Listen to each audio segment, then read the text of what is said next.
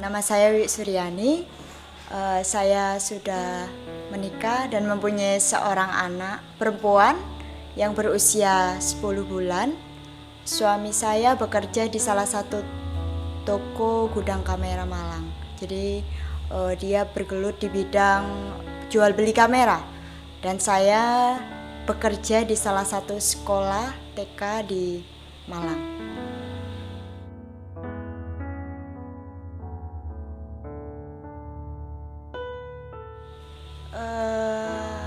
Sangat panjang ceritanya. Jadi saya ditinggal oleh mama itu kira-kira waktu saya sekitar 3 atau 4 tahun. Jadi mama melahirkan adik. Jadi saya 3 bersaudara. Kakak pertama laki-laki, saya kedua, dan saya mempunyai adik. Kemudian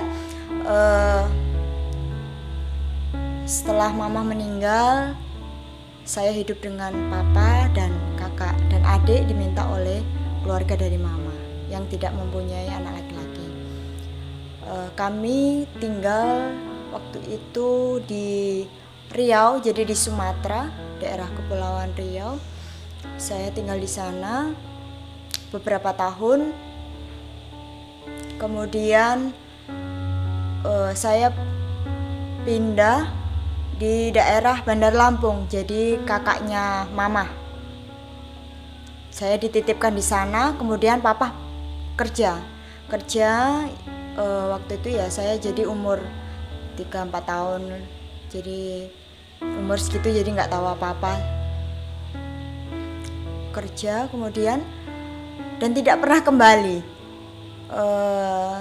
Kemudian kakak saya merantau ke Jawa, ikut kakaknya mama nomor pertama, jadi nomor 1. Akhirnya saya kelas 4 SD. Saya kelas 4 SD kangen sekali sama kakak saya. Kemudian Bude, saya pengen ketemu kakak. Akhirnya saya ke sana, ke Jawa. Setelah bertemu, kita kangen-kangenan. Terus habis gitu nggak tahu kenapa kok rasanya aku pokoknya pengen ikut kakak, nggak mau pulang lagi ke Sumatera, seperti itu. Setelah itu akhirnya saya ikut Pak D. Di situ 1 tahun ikut Pak D. Kemudian setelah saya ikut di situ sama kakak, akhirnya kakak kena namanya masa muda, kena narkoba, kena minuman keras. Akhirnya bikin Pak D sebel, marah, jengkel, sampai akhirnya kakak, ya udah kamu pulang aja, nggak usah ikut Pak D lagi. Sampai akhirnya seperti itu. Setelah kakak dipulangkan, saya tetap di situ. Dan beberapa bulan setelah kakak sudah dipulangkan, Pak D akhirnya meninggal karena serangan jantung. Terus kemudian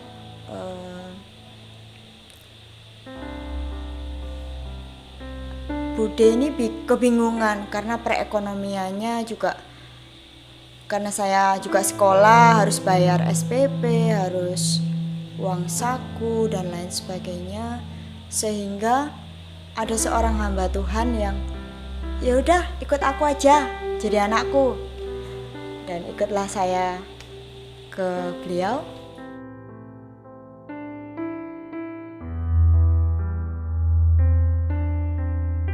Kalau dibilang masa kecil waktu dulu kurang menikmati, karena mama sudah nggak ada. Papa pergi entah kemana.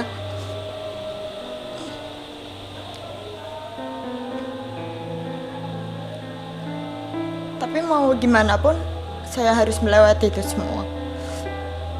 Dan saya waktu itu juga belum mengenal Tuhan.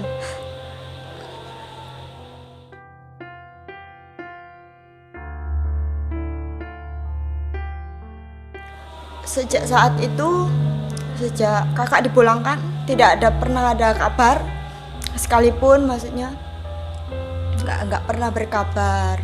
Terus adik juga, maksudnya adik juga, kalau adik hanya sebatas gimana kabarnya, udah gitu aja.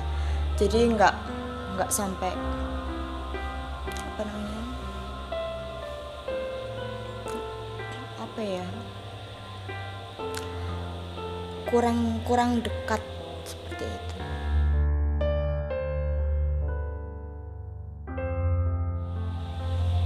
Ya, berkumpul dengan keluarga lengkap pasti. Bisa seperti keluarga-keluarga yang lainnya, bisa ngobrol dengan mereka. Kemudian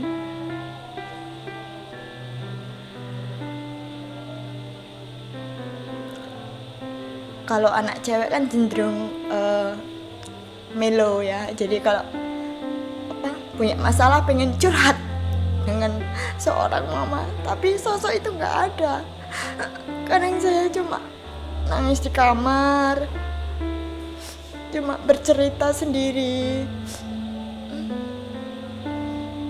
cuma aku pengen peluk,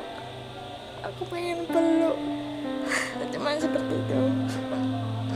Aku pengen ngobrol, aku pengen curhat, tapi sosok itu nggak ada.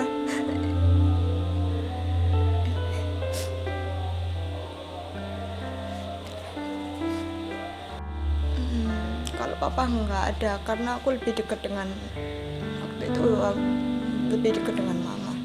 Jadi kalau dengan papa ya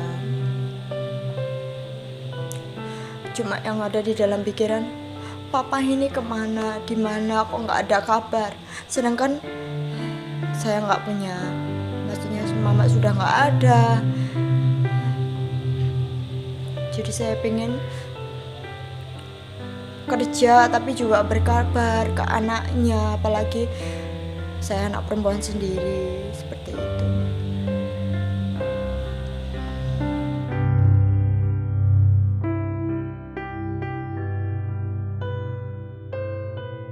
Saya dilahirkan bukan dari keluarga Kristen. Saya juga dibesarkan, jadi saya ke Jawa juga belum mengenal Tuhan. Jadi di tempatnya Pak D, kebetulan Pak D adalah orang Kristen, tapi belum dikenalkan Tuhan seperti apa. Karena hanya sebatas ya kalau ke gereja ya ke gereja, kalau enggak seperti itu. Jadi waktunya hari Minggu ke gereja ya udah ikut aja. Waktu kan masih kecil, waktu masih kelas 5 lah, maksudnya belum begitu, masih anak-anak seperti itu. Jadi belum mengerti siapa itu Tuhan Yesus, bagaimana dia, pengorbanannya, ceritanya, belum mengenal.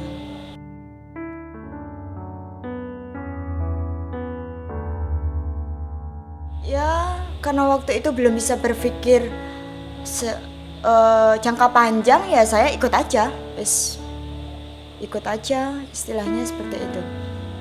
Saya mau, karena hamba Tuhan ini beliau tidak menikah, belum menikah sampai usia sekarang, dia seorang sendirian, jadi ya saya ikut aja. Saya mengikut beliau jadi umur kelas 6 SD. Jadi mengikut beliau kelas 6 SD. Di sana saya mulai mengerti Tuhan Yesus itu siapa. Mulai dengan prosesnya yang begitu panjang sekali. Terus mulai mengenal banyak hal tentang Tuhan, mengalami gimana Tuhan itu begitu banyak cerita di sana, sehingga saya berproses banyak sekali. Saya menemukan sesuatu yang keluarga saya sendiri aja tidak seperti itu, tapi kok orang lain kok seperti itu. Yang ada di pikiran saya seperti itu. Yang seharusnya keluarga saya sendiri lebih sayang dengan saya, lebih memperhatikan juga, tapi malah orang lain kok yang lebih menyayangi saya.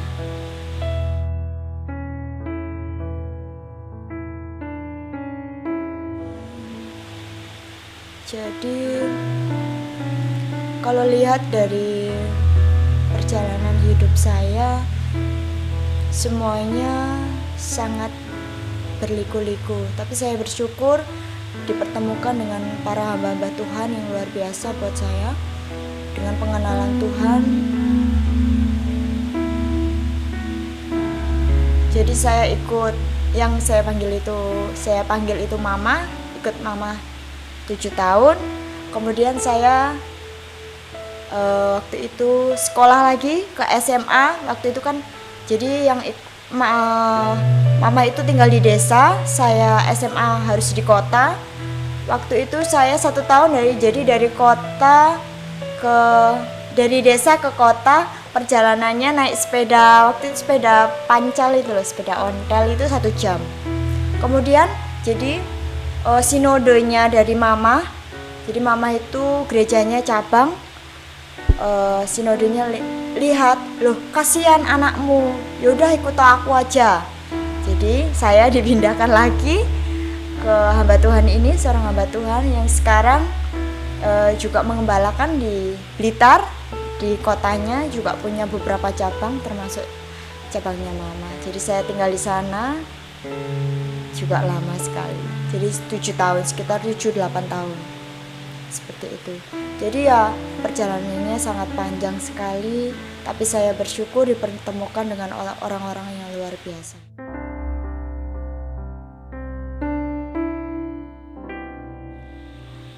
Waktu itu karena udah usia ya, maksudnya udah mulai kuliah, udah mulai berpikir ke depannya. Aku takut menikah karena dari latar belakang keluarga yang seperti itu. Terus kemudian om dan tante bilang, gak usah takut dok, kehidupanmu itu Tuhan yang atur ke depannya, jadi gak perlu takut. Tuhan akan membuat segala sesuatunya indah, kamu gak perlu takut. Loh om, saya itu takut, papa mamaku seperti itu. Saya nanti kalau berkeluarga nanti seperti itu gimana, mending saya gak menikah sampai seperti itu. Gak boleh ngomong gitu, harus berpikiran yang baik, harus banyak doa. Pokoknya setiap saya berpikiran seperti om dan tante itu selalu kasih kekuatan, kasih nasihat. Dan di situ saya, oh iya Tuhan, pokoknya saya berpikiran yang baik aja. Tapi saya nggak tahu kedepannya seperti apa. Sepenting tak jalani seperti ini. Dan setelah itu setiap awal tahun kan kita selalu ambil ayat Alkitab. Setelah itu saya dapat yang rancangan Tuhan itu nggak sama dengan rancangan kita, dan jalannya Tuhan itu nggak sama dengan jalannya kita. Dan saya, Tuhan apa ya kayak gini, apa ya seperti ini yang Tuhan mau dalam kehidupanku. Sejak saat itu saya cuma, Tuhan aku cuma apa maumu, mau seperti apa, saya mengikutinya.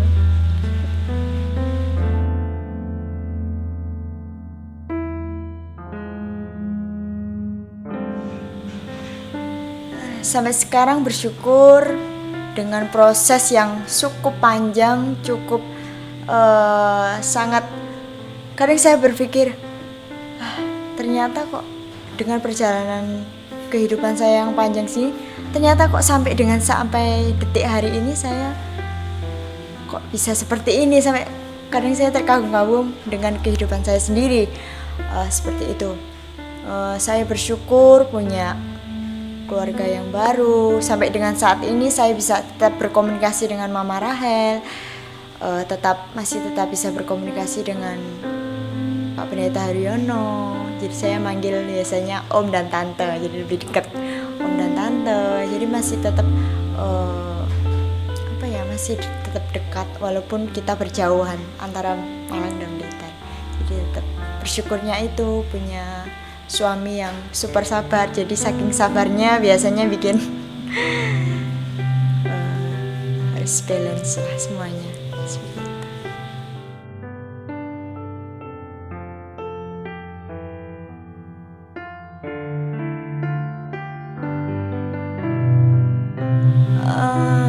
Pertama yang pasti bersyukur, terima kasih sama Tuhan.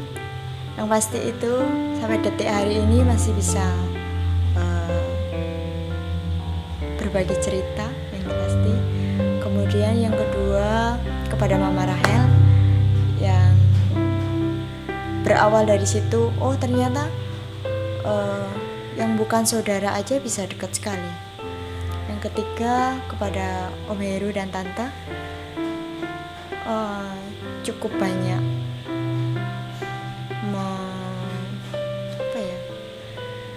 membuat saya kuat, membuat mata saya terbuka harus seperti apa, dan saya bersyukur dengan suami dan anak saya yang saat ini.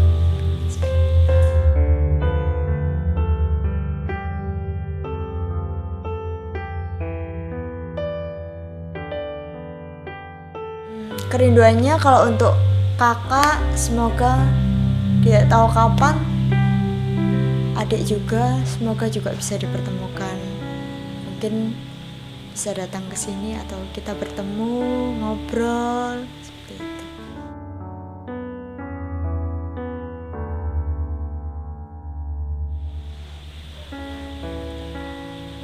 Kalau kabar terakhir waktu sebelum menikah itu kabarnya Papa meninggal dunia, tapi ditanyai, loh kabar itu dari mana? Dan mereka dari sini, jadi simpang siur. Jadi kabar itu tidak ada sampai sekarang. Jadi belum ada kejelasan tentang kabar sebenarnya.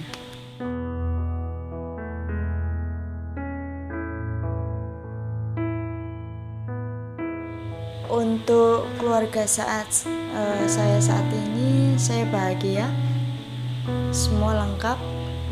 Ada suami, ada anak, ada mertua, laki dan perempuan yang menerima saya seperti ini dengan keluarganya. Jadi saya sangat bahagia dengan mereka. Ya harapannya untuk ke depan dengan keluarga kecilnya ya terus bisa bareng-bareng, menikmati susah dan senang bareng-bareng, seperti itu.